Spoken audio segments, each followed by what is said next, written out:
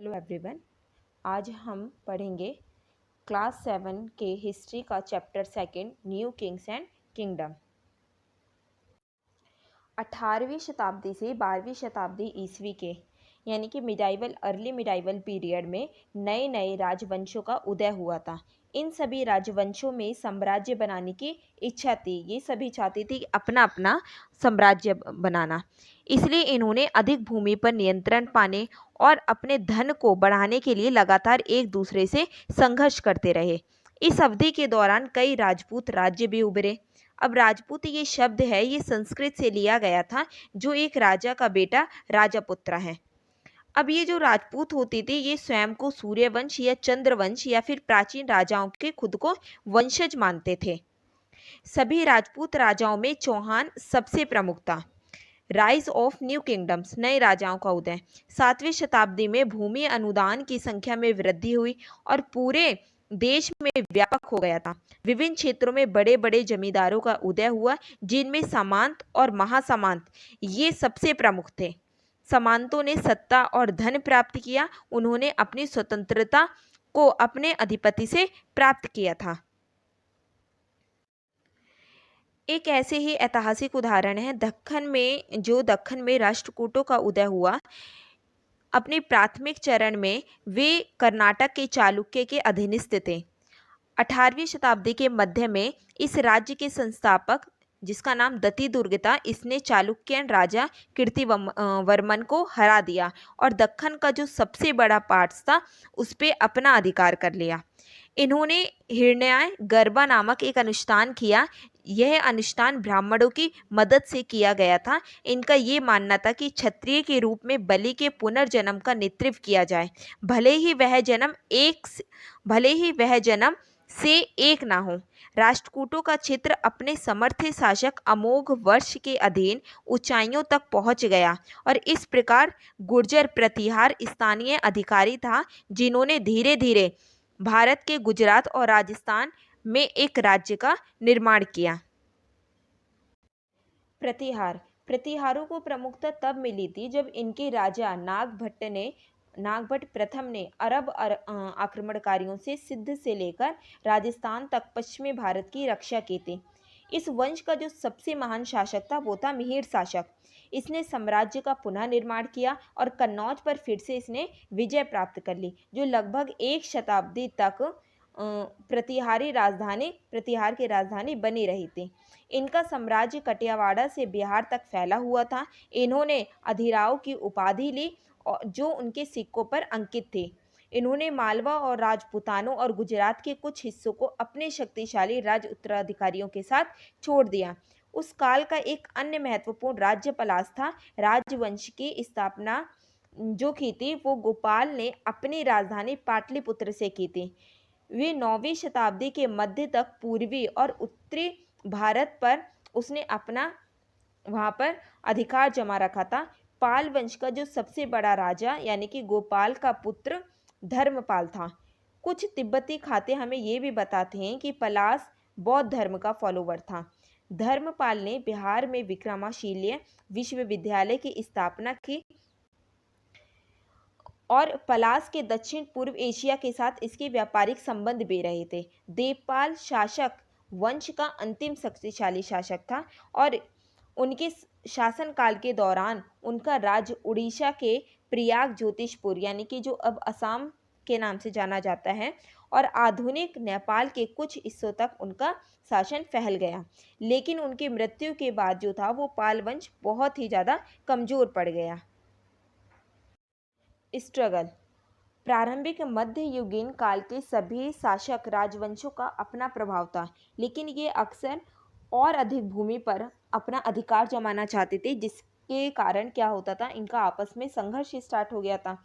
कन्नौज एक महत्वपूर्ण क्षेत्र क्योंकि ये रणनीतिक रूप से उत्तर प्रदेश में गंगा नदी के तट पर स्थित था।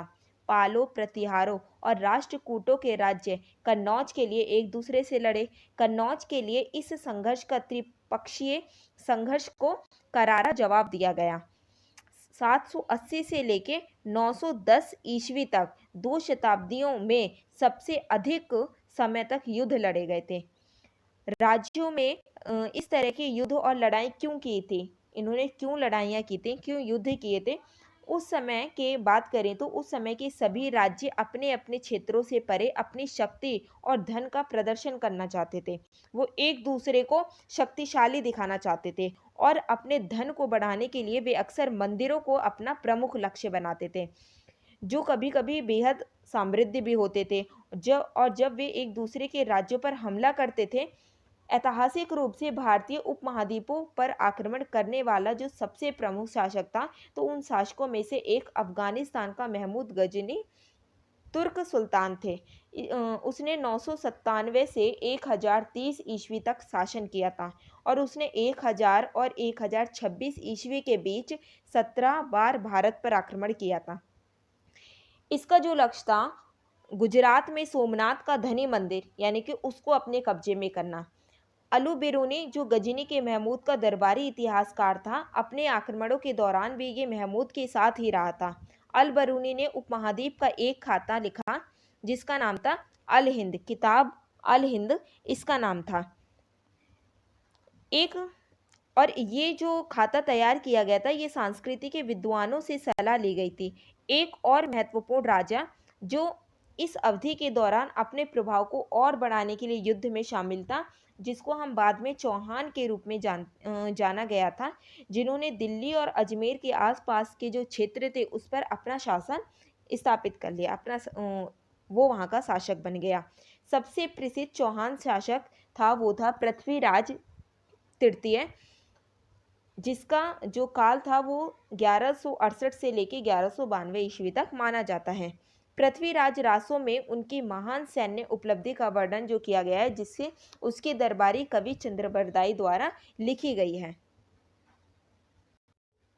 अब हम बात करेंगे चोलास के। दक्षिण के जो चोलास थे, दक्षिण भारत के सबसे महत्वपूर्ण राजाओं में चोला प्रमुख था। इन्होंने ये कांचीपुरम के राजा थे। मुथियार ने कावेरी डेल्टा में सत्ता संभाली और विजयाला जो उरियर से चोला के प्राचीन मुख्य परिवार से संबंधित था, इसने 9वीं शताब्दी से मध्य में मुथियारा से डेल्टा पर अपना कब्जा कर लिया था। उन्होंने तंजावुर शहर और वहां के पल्लव देवी निशुभा सुदने के अधीनस्थ मंदिर का निर्माण किया था। विजयाला के उत्तराधिकारी ने पड़ोसी क्षेत्रों पर विजय प्राप्त की और अपने राज्य और शक्ति को बढ़ा ली। राजा 985 से लेके 1016 ईस्वी तक इसका काल माना जाता है। ये चोल वंश का सबसे शक्तिशाली शासक था और इन्होंने कल्याणी के चालुक्य पांड्यों को हराया। इन्होंने लक्षद्वीप और मालदीव की तरह समुद्र के द्वीपों को नियंत्रित किया और उन्होंने तंजौर के भगवान शिव का समर्पित सुंदर बृहदेश्वरी मंदिर का निर्माण भी किया था। राजा के पुत्र राजेंद्र प्रथम ने अपनी नीतियों को जारी रखा और यहाँ तक कि गंगा घाटी, श्रीलंका और दक्षिण पूर्व एशिया के देशों में आक्रमण किया और इन अभियानों के लिए एक नौसेना विकसित की। उन्होंने गंगाई कोडा की उपाधि धारण की और गंगाई कोडा चोलपुरम नामक एक नई राजधानी की भी स्थापना की थी। अब हम बात करेंगे टेम्पल्स। चोल कला और वास्तुकला के महान संरक्षक वो थे चोल। इन क्षेत्रों में महत्वपूर्ण इन्होंने अपना योगदान दिया था। राजा और राजेंद्र द्वारा निर्मित बड़े मंदिर तंजावुर और गंगोई कोडा चोलपुरम वास्तु और मूर्तिकला यहाँ की चमत्कार वस्तुएं थी। मंदिरों की विशेषताएं वास्तुकला, मंदिर द्रविड़ शैली यानी कि दक्षिण भारतीय शैली में है। प्रमुख विशेषता यहाँ की जो है वो है टावर। यहाँ की जो विशेषता है वो है टावर यानी कि विमना। गोपुरम समृद्ध रूप से अलंकृत था। गोपुरम यानी कि उसको गेटवे भी कहते हैं। बृहदेश्वर मंदिर में टावर एक वर्ग पर लगभग 5 मीटर ऊंचा था। जो बृहदेश्वर मंदिर पर एक टावर बनाया गया था, एक सिंगल ब्लॉक बनाया गया था, जिसकी लंबाई जो थी वो 7.5 मीटर थी और इसकी वजन की बात की जाए तो इसके वजन में लगभग 8 टन का ताज था। इस अवधि के दौरान मंदिर एक सामाजिक, सांस्कृतिक और राजनीतिक संस्था के रूप में उभरा। ग्राम सभा ने मंदिर मंडप या हॉल में अपनी बैठकें की। मंदिरों को शासक द्वारा भूमि के साथ साथ अन्य अमीर व्यक्तियों द्वारा भी संपन्न किया गया था। अब हम बात करेंगे चोलास की एडमिनिस्ट्रेशन की, प्रशासन। चोल प्रशासन अत्यधिक संगठित और कुशल था। राजा प्रशासन का प्रमुख था और उसने मंत्री परिषद की सहायता से शासन किया। चोल साम्राज्य का मंडलम यानी कि प्रांत, जिसको राज्य कहते हैं, वलनाडु जिसको जिला बोलते थे, और नादुस जिसको गांव या सबसे छोटी इकाई कहा जाता था, इन 3 पार्ट्स में उसने इनको विभाजित कर दिया। बड़े शहरों में तन्योर नामक एक अलग इकाई का गठन किया गया। उर सभा और नागरम जैसे ग्राम सभाओं की मदद से प्रशासन का काम चला। उर एक आम ग्राम सभा थी। उर जो था ये एक कॉमन विलेज असेंबली थी। सभी व्यापारियों और कारीगरों से मिलकर बने विद्वान और नागरमों की ये सभा थी। उत्तरामेर शिलालेख, इंस्क्रिप्शन लेज डाउन। ग्राम सभाओं ने क्या किया था यहाँ पर? आय के मुख्य स्रोत व्यापार पर और भूमि राजस्व और कर को इन्होंने एकत्रित किया। सिंचाई पर विशेष ध्यान दिया और पर्याप्त पानी सुनिश्चित करने के लिए टैंक, कुएं, बांध और कृत्रिम झीलें बनाई गईं, जिससे कि वो सिंचाई कर सके। व्यापार अच्छी तरह से संगठित था और व्यापारियों ने मणि ग्रामन और नाना देसा नामक गिल्डों का गठन किया। टाइप्स ऑफ लैंड, अब इन्होंने भूमि को बांट दिया, अलग अलग हिस्सों में बांट दिया। सबसे पहले था वेलना वगाई, ये गैर ब्राह्मण किसान स्वामी की भूमि होती थी। उसके बाद था ब्रह्मदेय, ये ब्राह्मणों को उपहार में दी गई भूमि थी। नेक्स्ट है शलाभ घोई, ये जो था शालाभोग, ये किसी विद्यालय के रख रखाव के लिए भूमि थी। नेक्स्ट है देवदान यानी कि तिरुनम टुकनी, मंदिर को उपहार में दी गई ये भूमि थी। और लास्ट जो अंतिम है वो है पल्ली चंदम। पल्ली चंदनम जो थी ये जैन स्थानों को दान में दी गई भूमि थी। नेक्स्ट है लिटरेचर। अब इनकी अगर साहित्य की बात करें तो चोल के अंतर्गत भाषा और साहित्य में काफ़ी प्रगति हुई थी। इन्होंने व्याकरण, खगोल विज्ञान, दर्शन, कला आदि के अध्ययनों को प्रोत्साहित किया।